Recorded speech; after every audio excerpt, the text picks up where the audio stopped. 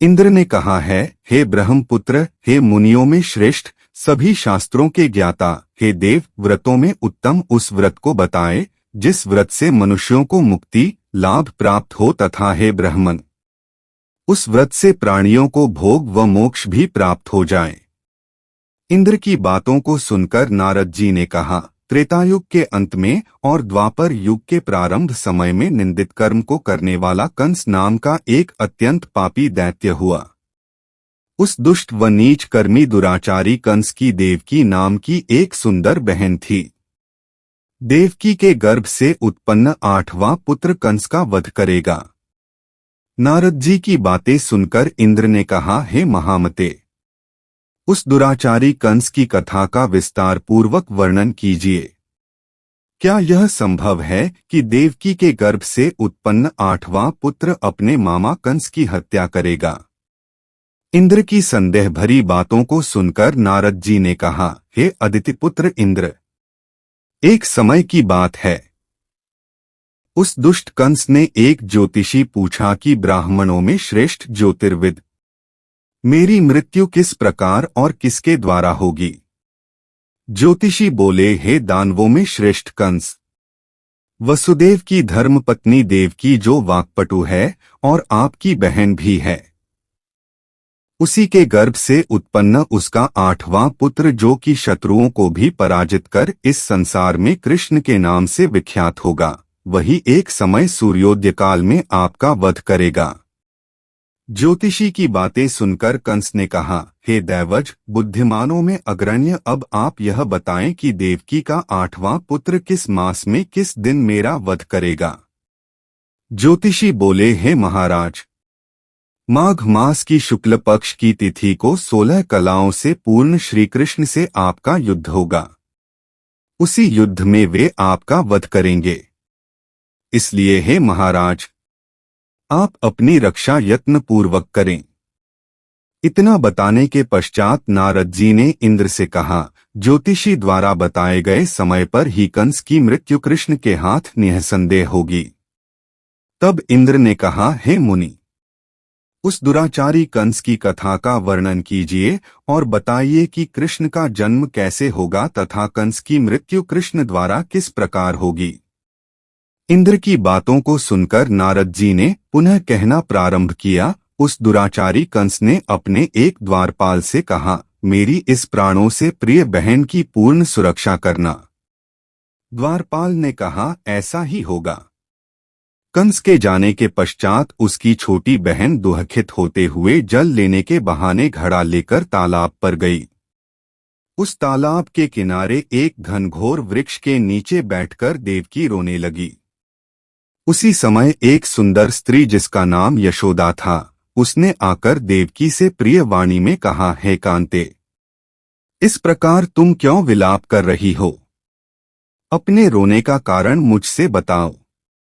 तब दुखित देवकी ने यशोदा से कहा, हे बहन, नीच कर्मों में आसक्त दुराचारी मेरा ज्येष्ठ भ्राता कंस है।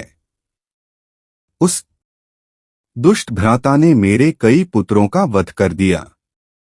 इस समय मेरे गर्भ में 8वां पुत्र है, वह इसका भी वध कर डालेगा। इस बात में किसी प्रकार का संशय या संदेह नहीं है, क्योंकि मेरे ज्येष्ठ भ्राता को यह भय है कि मेरे अष्टम पुत्र से उसकी मृत्यु अवश्य होगी। देवकी की बातें सुनकर यशोदा ने कहा, हे बहन, विलाप मत करो, मैं गर्भवती हूँ। यदि मुझे कन्या हुई तो तुम अपने पुत्र के बदले उस कन्या को ले लेना। इस प्रकार तुम्हारा पुत्र कंस के हाथों मारा नहीं जाएगा। तदंतर कंस ने अपने द्वारपाल से पूछा, देवकी कहाँ है? इस समय वह दिखाई नहीं दे रही है। तब द्वारपाल ने कंस से नम्रवाणी में कहा, हे महाराज, आपकी बहन जल लेने तालाब पर गई हुई हैं। यह सुनते ही कंस क्रोधित हो उठा और उसने द्वारपाल को उसी स्थान पर जाने को कहा जहां वह गई हुई है। द्वारपाल की दृष्टि तालाब के पास देवकी पर पड़ी। तब उसने कहा कि आप किस कारण से यहाँ आई हैं?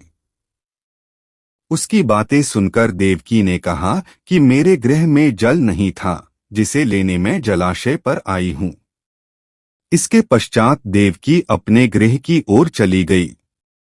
कंस ने पुनः द्वारपाल से कहा कि इस गृह में मेरी बहन की तुम पूर्णतः रक्षा करो। अब कंस को इतना भय लगने लगा कि गृह के भीतर दरवाजों में विशाल ताले बंद करवा दिए और दरवाजे के बाहर दैत्य और राक्षसों को पहरेदारी के लिए नियुक्त कर दिया। कंस हर प्रकार से अपने प्राणों को बचाने के प्रयास कर रहा था। एक समय सिंह राशि के सूर्य में आकाश मंडल में जलाधारी मेघों ने अपना प्रभुत्व स्थापित किया। भादौ मास की कृष्ण पक्ष की अष्टमी तिथि को घनघोर अर्धरात्रि थी। उस समय चंद्रमा भी वृष राशि में था। रोहिणी नक्षत्र बुधवार के दिन सौभाग्य योग से संयुक्त चंद्रमा के आधी रात में उदय होने पर आधी रात के उत्तर एक घड़ी जब हो जाए तो श्रुति स्मृति पुराणोक्त फल निःसंदेह प्राप्त होता है। इस प्रकार बताते हुए नारद जी ने इंद्र से कहा, ऐसे विजय नामक शुभ मुहूर्त में श्री कृष्ण का जन्म हुआ और श्री कृष्ण के प्रभाव से ही उसी क्षण बंदी गृह के दरवाजे स्वयं खुल गए। द्वार पर पहरा देने वाले पहरेदार राक्षस सभी मूर्छित हो गए। देवकी ने उसी क्षण अपने पति वसुदेव से कहा, हे स्वामी, आप निद्रा का त्याग करें और मेरे इस अष्टम पुत्र को गोकुल में ले जाएं। वहां इस पुत्र को नंद गोप की धर्मपत्नी यशोदा को दे दें। उस समय यमुना जी पूर्ण रूप से बाढ़ग्रस्त थीं, किंतु जब वसुदेव जी बालक कृष्ण को सूप में लेकर यमुना जी को पार करने के लिए उतरे, उसी क्षण बालक के चरणों का स्पर्श होते ही यमुना जी अपने पूर्व स्थिर रूप में आ गईं। किसी प्रकार वसुदेव जी गोकुल पहुंचे और नंद के गृह में प्रवेश कर उन्होंने अपना पुत्र तत्काल उन्हें दे दिया और उसके बदले में उनकी कन्या ले ली। वे तत्क्षण वहां से वापस आकर कंस के बंदी गृह में पहुंच गए। ओपन एक्स प्रातःकाल जब सभी राक्षस पहरेदार निद्रा से जागे तो कंस ने द्वारपाल से पूछा कि अब देवकी के गर्भ से क्या हुआ, इस बात पता लगाकर मुझे बताओ। द्वारपालों ने महाराज की आज्ञा को मानते हुए कारागार में जाकर देखा तो वहां देवकी की गोद में एक कन्या थी, जिसे देखकर द्वारपालों ने कंस को सूचित किया, किंतु कंस को तो उस कन्या से भय होने लगा।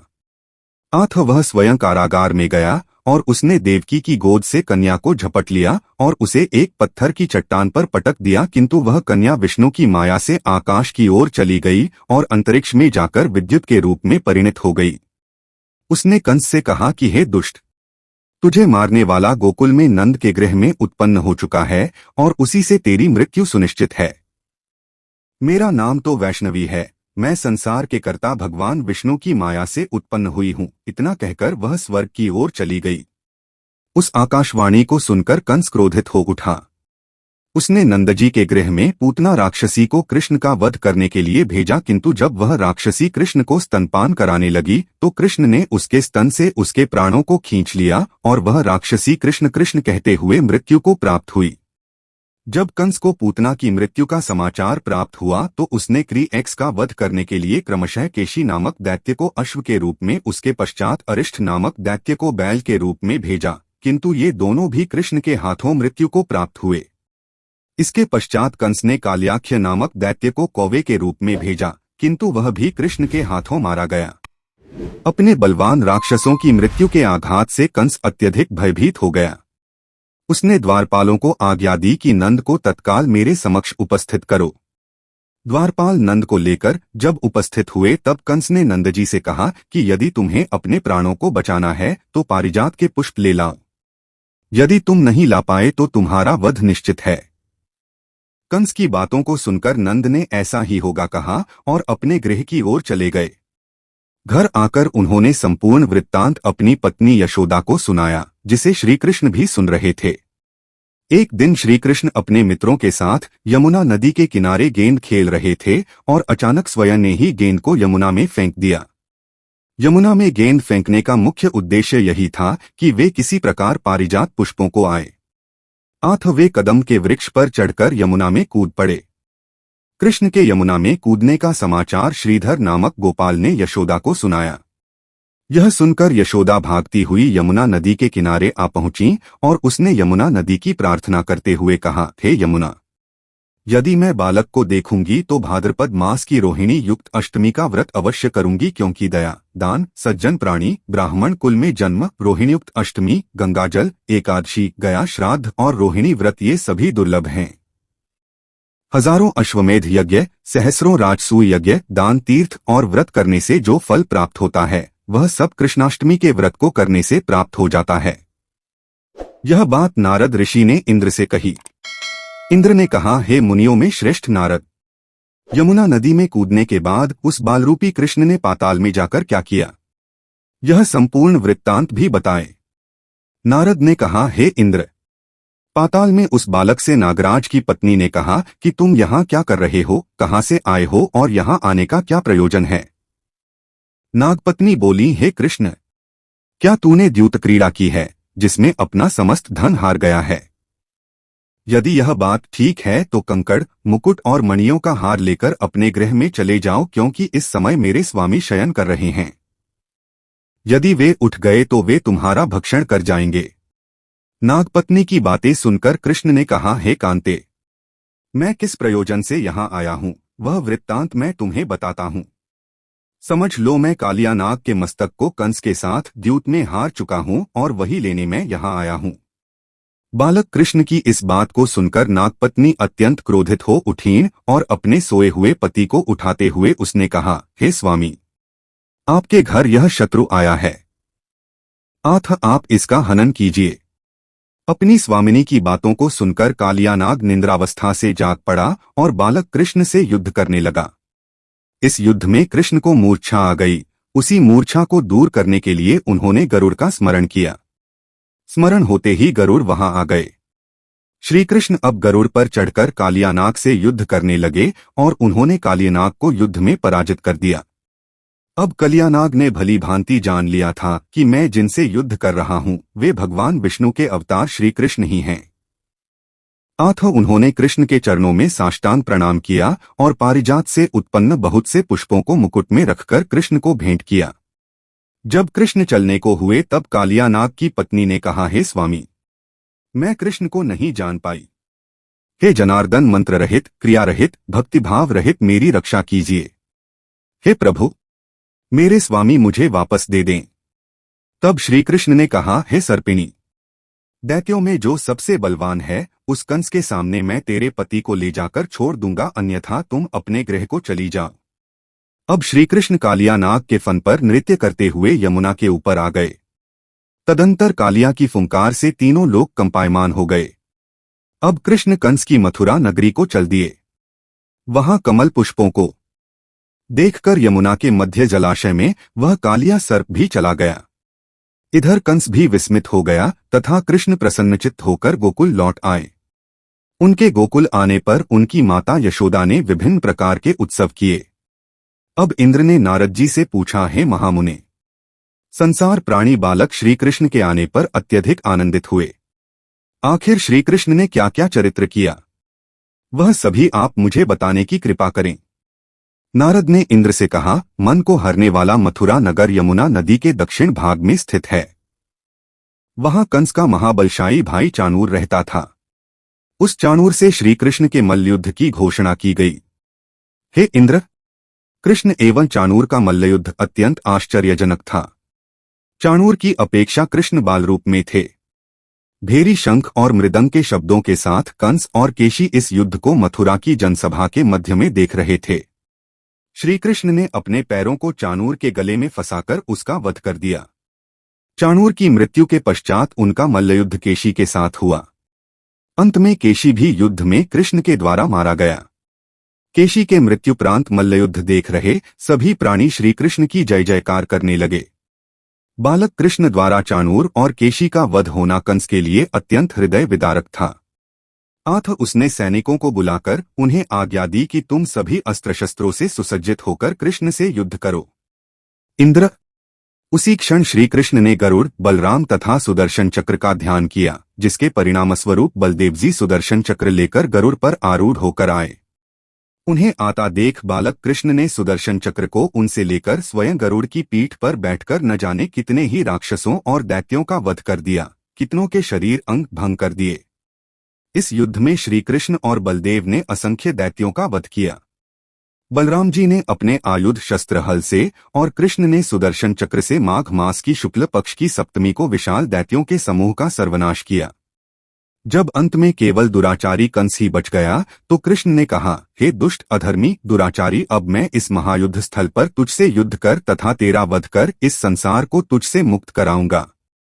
यह कहते हुए श्री कृष्ण ने उसके केशों को पकड़ लिया और कंस को घुमाकर पृथ्वी पर पटक दिया, जिससे वह मृत्यु को प्राप्त हुआ। कंस के रपर देवताओं ने शंखघोष व पुष्पवृष्टि की। वहां उपस्थित समुदाय श्री कृष्ण की जय जयकार कर रहा था। कंस की मृत्यु पर नंद, देवकी, वसुदेव, यशोदा और इस संसार के सभी प्राणियों ने हर्ष पर्व मनाया।